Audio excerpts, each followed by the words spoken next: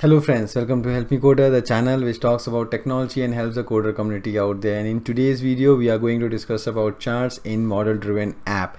Here we will discuss about what are the different charts that are available, what are the different settings and things that you can do with those charts, and what are the customizations that you can do using the XML on this Model Driven charts. Now we'll also do a quick demo, and in this demo we'll be creating a stationery app. So let me give you a brief idea on what are charts before we dive into the actual demo. Charts are nothing but the pictorial representation of your data on the two axes, which are the x-axis and the y-axis. Now the x-axis is called the category axis, while the y-axis is called the series axis. And the point to remember over here is that the category axis which is the x-axis, can have both the numeric and non-numeric values, while the y-axis, which is the series axis, should only have the numeric value. So this point should always be taken care of. So there are basically 6 types of out-of-box charts that are available in Model Driven app, which are like your column chart, bar, axis, line, pie, funnel. And we are going to use some of these charts in our demo later. The charts can be further classified into a single series chart and a multi-series chart. Single series chart is easy, means where you have one single value across x-axis and y-axis. But when we talk about multiple series chart, what it means is that you can have multiple values across an axis. So to just give you a rough idea on the different multi-series charts, I have given you 3 images, and all are multi-series charts, where the first image is called the stacked column chart, where it has multiple items across the series axis, while one single item across the category axis. Similarly, there is a bar chart, which is also a stacked bar chart, and over here the multiple items are across the category axis, while single item across the series axis. And then there is a third chart that we have, that is called the 100% stacked column chart, where it gives you a representation on the percentage level in relation to the category axis, which is the x-axis. So those are the multi-series chart. Also, multi-series chart can be used to draw or combine multiple charts, like you can combine column chart with a line chart, you can combine bar chart with a line chart. So that's also under the multi-series chart. So now we'll quickly go into the stationery app demo, and where we'll be creating 2 different entities, set up relationship between those 2 entities, and then we'll be creating charts out of those entities. Now the other thing to note over here is that I will not be showing you how do you go about creating those entities, or how do you import data into those entities using your Excel file. So for those things, if you want to know that, you can click on the link on the top section anywhere over here, where I've shown you already on how do you go about doing that. But my main focus over here is how do you go about creating chart. Now one thing to note over here is that when you are working with charts in Model Driven app, the charts basically works on the views. So every chart that you create will be connected to the views. When you create a chart, so based on the data of the view, the chart data will depict accordingly. So if your view doesn't contain few of the columns, or doesn't encompasses some of the data, then definitely your chart will also not cater for that. So definitely you need to take that thing into mind, that the chart is connected to the views that you have created. That's the point number 1. Secondly, the relationship that you specify between the 2 different entities, that needs to be done correctly at the entity level. Then only the charts will give you a correct representation of your data. For example, in this case, we have a stationery transactional and a stationery stock entity. Now the stationery stock entity talks about the stock that we have of that particular item. So what is the total stock take that we have? And the stationery transaction talks about what are the different items that we have sold out across different regions. So it gives you the transactional detail, and it tells you how much stock we have utilized. So that mapping, the relationship has to be set up correctly before you even go into the chart level, because charts are just something that comes out of your relationship, of your views, of your data that you have already plugged in. So let me quickly show you the entities that we will be using for this particular demo, which is the stationery app, and I will be providing the Excel files for these entities so that you can easily import them also on your side and then play around with this demo. So you need to go to the entities section, where if I have selected custom, it will show you the 2 entities that we'll be using today is the sales order, and then the other will be the item stock. So item stock is the total stock we have in our for all the items. So if I go to show you the data that we have over here, we have all these different set of items. The other one is the sales order. These are the custom fields. Now the one point, as I told earlier, that we need to set up the relationship pre-hand on the entity. So we have created a relationship with the item stock entity, so that we can use this relationship in our chart. So I have created a relationship. So how do you create a relationship? You go over here and create an add-in relationship. That I have already told in my earlier video on how do you go about doing it. Links again on the top. Then the other point that I want to bring over here is that charts are connected to the views. So every chart that you create is available in all the views, and based on the view that you have chosen, the appropriate data will be depicted on that chart. So we will get into more on this, but the point is, go into your any of the view that you are going to use and add all of the columns that you have into that particular view. Mostly it will not be added by its own, you have to add it. So make sure every column that you have is available so that you can use them easily on your chart. So once that is done, the next thing is that let me show you the data that I have over here. This is the relationship item name, and then we have the region, we have the units, we have the unit cost, and we have the total. So everything is here. So this is the data that we imported. Now to create chart, you can do chart creation in various different ways. So one easy way and the most usual way of doing it is go into this chart section, chart link that you see over here, and click on the add chart on the top. This window comes up over here where you will go about creating a chart. So this is a system chart. So that system chart means that it will be available in all the places where you are using this particular entity. There are other ways. If you have already created an app out of your entity, then you can go into that app as well. So like for example, this is the app, inventory app. I can go and click on show chart, and I can even go over here, click on these three dots, and I can click on new chart. This will also open the window where you will be creating the chart. But point to note, this chart is a user specific chart, so this will not be available to the entity. So if your entity is being used in various different places, that chart will not start showing up on all those places. So that is the point. You can still share that chart with different people. There is a share option in that. The last way is to go into the advanced settings. So if I go into advanced settings, and if I go to settings and I go to customization, so when you click on the customize the system, this overlay window comes up where you can basically choose the particular entity. So this is a sales order entity. So when you click on the chart option, it will open up a section on the right hand side where you can create a new chart. You can create the chart from here as well. Plus there are other options as well, like if you want to import a chart or you want to export a chart. So these options are advanced options where you can customize the XML, and we will see that how do you customize the XML to modify the chart look and feel. So now we'll be creating our first chart inside this sales order entity, and to do that you click on the chart section and then click on the add chart over here at the top. A new window where you can choose the type of chart, and we will be using the funnel chart in this case. And the idea for this chart is that we want to show the sales that has happened across all different regions. We will be specifying in the series axis, means the y-axis, we want to specify all the sales IDs. This will basically take all the different sales that has happened, and then in the x-axis what we're going to do is we want to select the region. So this will categorize it based on the regions, which has categorized the sales that has happened across central, east and west and north, whatever different regions that are there. The thing that you need to note is that it will specify the name of the chart by itself. So now if you see that it specifies sales ID by region, maybe I can change it. Instead of sales ID, I will say sales by region.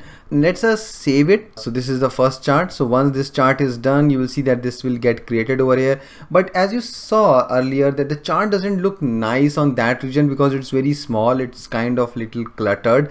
So the best way to see it is if I go inside the app, and if I open my app window over here, and if I click on show chart, and there you will see that the chart will be depicted very nicely. You will see that it has depicted over here all the different regions, central, east and west, and all the different sales that has happened. One thing to note is that you can even click on a particular region so that the data about that particular region will start getting shown to you. So if I click on the region West, it will show you 6 sales that has happened in the region called West. So the charts are clickable. So now let us create one more chart, and in this chart what we want to do is we want to show you the different items and what are the units that we have sold of those items. So let's go ahead and create a chart. Use a bar chart if you want to show the unit sales of different commodities. So commodities are what? Those are your pen, pencil, those are the commodities that you have, and these are non-numeric field. So what we will be doing is that non-numeric field, as I told you earlier, cannot be on the y-axis. So that's how you choose which item lies onto which axis. So what we'll be doing is definitely we will add it onto the horizontal or the category axis, which is the item name. So this is name of the items, and then on the series axis, which is the y-axis, we will choose the units. So the different units, so like example pencil, how many units have been sold. So that's a good representation about the units that are sold. On top of this thing, we can do further customization. For example, if you want to see only the top 3 items that are sold out of these all items, we can apply this top X rules over here. So we can say top 3 items. Also add the bottom X rule, like maybe the bottom 3 items that are sold. So it will show you the bottom 3 items. These are some of the out of the box customizations that are available. If you want to do further customizations, like example, if I want to customize, if I want to bring this X axis to the top, maybe over here, so I can do that. I can do all those customizations, but you have to work on the XML file. And how do you work on the XML? That is one thing that I will show you right now. Let me save this for now. After this, I will go to the advanced settings, customizations, customize this system. I will go to my entity, sales order, to charts. Chart that I was working on was units by item name. This is a chart that I was working on. I will just export this chart. So once you export this chart, you can open this in any editor of your choice. So now we have loaded the XML file into our Visual Studio editor, and there are 2 important sections that we need to watch out for. One is the data description and one is the presentation description.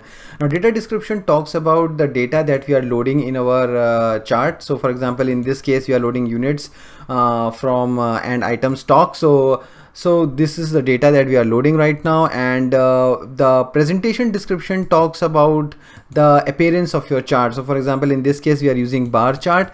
We are also setting the chart area border color is as white, and the dash style is solid, the font colors, the font size, the label color, the label size, all those things, what has to be shown on the x-axis, what has to be shown on the y-axis. And how do I know about all of these things is through amazing blog written by Microsoft, which talks about all of these things. So if you go to this particular page, I'll provide the link in the description section. You can see that it talks about the data description and the presentation description. So it talks about everything that you see, all those things. Now one thing that we are looking to change right now in the XML file is you want to bring the x-axis line to the top. So to do that, there is also this x-axis method and properties. So in this, if you see that there is a property called is reversed, and we are going to use this property to reverse the x-axis. You go to x-axis, I just copy pasted that, and I will say that is reversed is equal to true. Now also I want to have this chart 3D enabled, so that it gives a 3D look and feel, not the flat look and feel that right now we are having. So to do that, in the chart area, you need to add this line, which is axis area 3D style enable 3D is equal to true. So once you have done this, you need to import this file over here. So import this chart. So in there, choose your particular file that you have done right now, and then you can just click on the import button and click on the replace. Now the chart was successfully imported. You have to click on publish all customization, because this XML file has to be published, then only it will be available on the app that you have created out of this entity. Click on the sales order, click on charts, and you see this is the chart that we just created, units by item name. Click on it and you will see your chart 3D enabled with the x-axis on the top. You can also see that in your app. Click on your app, which is the inventory app, and if you go back there, click on show chart. I will say unit by item name. You see, this is a chart. This is a 3D enabled chart. You see that the x-axis is moved to the top. So that's how easy it is to change the chart. You can go through this blog that Microsoft has provided and look into various properties that it has. It has properties for x-axis, y-axis, even for chart and the chart area. So this is a 3D style enabled. So these are all the properties that you can go ahead and change. So now the next kind of chart that I want to show you is the multi-series chart. Till now we have been working on series chart, but now in the multi-series chart we will be showing you the stack column chart and the 100% stack column chart, where I will show you how your y-axis, multiple items on the y-axis can be mapped to a single item on the category axis. So let's go and create a multi-series chart under sales order. Go into charts, click on add chart. Over here we will be connecting this chart, the sales order chart, with stocks entity, so that we can show you how the relationship entities are also fetched into the charts. Right now we are not seeing the items from the other entity called stock. So even though the relationship is set, we are still not seeing those items over here. As I told earlier, views should contain information from the other entities which you want to show on the chart. If the view doesn't contain it, you will not see it on the chart. So let me go into active sales order over here. This is the view right now, and because it's not the main columns of this entity, it's under the related column. Click on the item name under the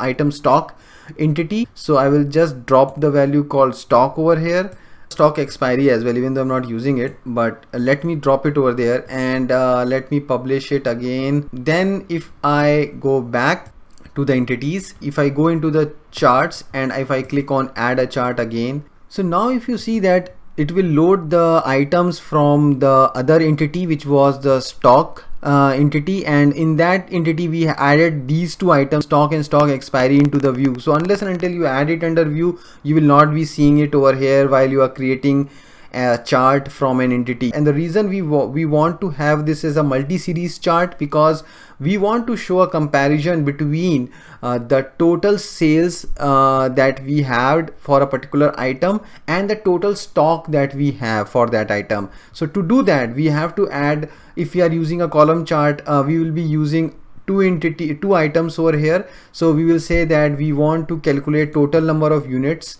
that we have sold out. So that's why it says that sum of all the units that we have sold out, plus we want to do a comparison on the stock. So what is the total stock of it? We don't want to sum it up, because this is getting repeated. The stock is getting repeated again and again on this particular entity. So if I show you over here, and if I go into the data, if you see that this stock is getting repeated again and again, 400 for the same item. So pencil 400. I don't want to do that. Don't want to sum it up. I will just say I want the max value of it. So that's the stock of it. Now these are the two things that I added in series.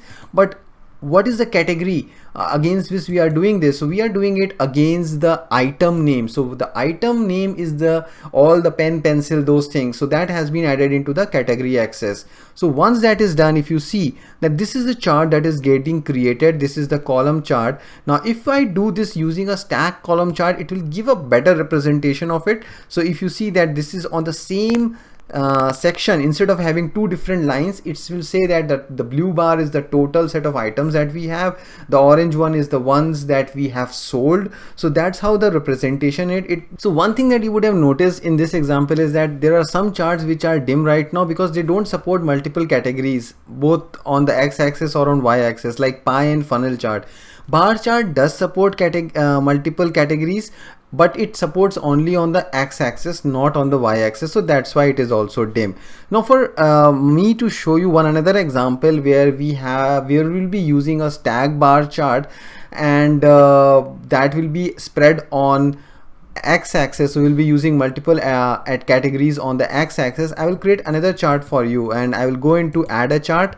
And in this chart, a comparison of all the items that are sold across the region. So we will be seeing across region how many items are sold. So the two category items on the x-axis will be the region, and then what are the items that are sold, so item name. So these will be on the x-axis. Now on the y-axis, number of transactions that have happened. So here it will be maybe units. So we'll make it as a bar chart, for example, and you will see that on this is the normal bar chart, and where it has all the items that are sold on the west, and every item is shown on a different line, so that looks very cluttered. So for this reason we will be using a stack bar chart, which will be giving you a very good representation of how your chart is. So now if you choose 100% stack bar chart, you will see the percentage representation of the category axis to the series axis. So series will be always in totality will be equal to 100%, and then your category will be computed in percentage terms with regards to the total 100 axis over here. So now if I want to show the labels to be reflected over here, like over here the percentage of this orange, which is the pen, to do that you need to basically open this into advanced settings. You need to customize, and you need to click on the sales order, click on the charts. So if I select this chart and I click on export this chart, so I've opened this in with my Visual Studio editor. As per my documentation, in the series I want to show is value shown as label, so I will just mark it as I have to show the value as label. So I will go into the series and I will say is value shown as label equals to true. What happens is that the labels will start appearing on the chart. So let me save this, import this back, say import the chart, choose the file, the chart to import. So I will import it, replace it. You need to remember to click on publish all customization, click on the apps, and if you can go into your inventory app, you will see that click on show a chart, units by region and item name, and you will see that it will start showing the values on the top.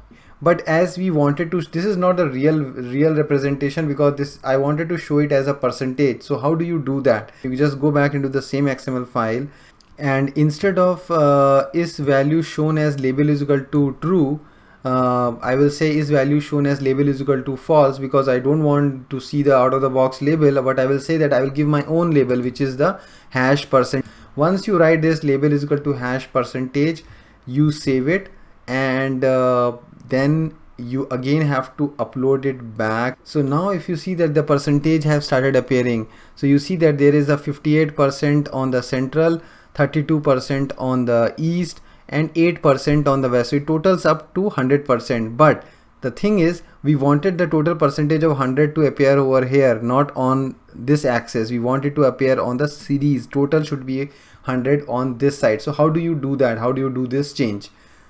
So to do that, we will again go back to the XML file that we had we were working on earlier. So right now we were providing our own label. So what I would say is that don't provide your own label now. Instead of providing of your own label, we will format the label that is provided out of the box.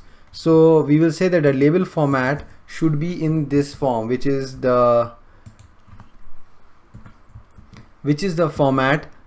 percentage format. And these formats basically I have taken from this particular guide over here. So these are the supported numeric formats, so you can choose any of the format that you like. So right now I have chosen with dot and then 00 and then the percentage. So now if I upload this thing back, so now if you see, if I expand this chart bigger, there is some glitch over here. Let me see what is happening. Okay, so the glitch is that this hyphen is not right. Say it as this. So I'll say import the chart. Now if you see, the percentage is correct actually. So let me expand this and then I will explain you in better detail. So I expand this chart, and if you see right on the central region, we have binders which are sold at 35%, desks which are sold at I think so 0.58%. If I'm not wrong. Then we have pen which are sold at 2.25%. So this is the totaling up to 100%, which is the way we wanted it, because our series axis is on the 100%. I hope you would have learned something new on charts in Model Driven Power App in today's video. Do provide your comments or feedbacks in the comment section below, and do hit the subscribe buttons to keep getting awesome content in future. So thanks for watching, and until next time, happy coding.